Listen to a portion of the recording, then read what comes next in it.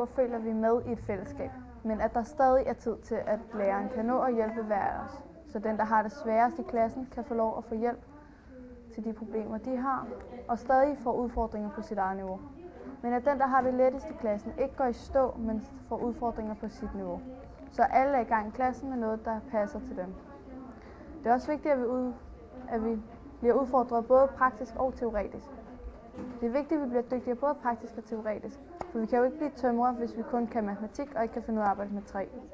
På vores skole har vi det sådan, at vi har små grupper med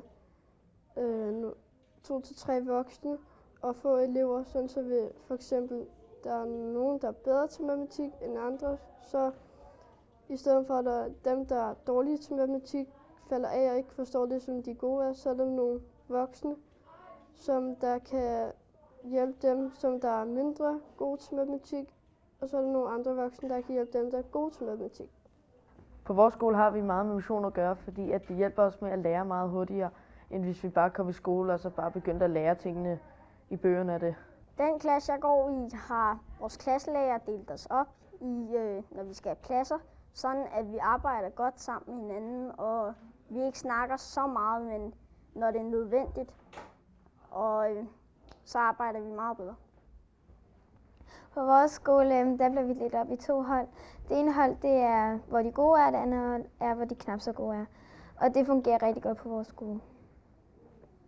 Altså, det er også vigtigt med en varieret undervisning. En undervisning, hvor der kun bliver holdt foredrag og kun bliver stående op på tavlen. Så står eleverne af, de finder på alt muligt andet, fordi de keder sig. Jeg kan tage eksempel i mig selv. Jeg hører tit på lærere, der kun står og holder foredrag. Jeg står selv af nogle gange og synes, det er kedeligt. En lærer, der tager eleverne med ud og får lidt frisk luft og laver noget undervisning udenfor, så får man, så føler man det sjovt, og man lærer noget, og så står man ikke af, og bevægelse er, det er det vigtigste, man kan for et barn. Det optimale er, at der er 2 lærere i samme klasse, hvilket gør det muligt at niveauopdele undervisningen og lave gruppearbejde mellem flere klasser. Så er det vigtigt, at vi differentierer i klasserne, sådan at hver elev får udfordringer, og de får nogle opgaver, som passer til deres niveau.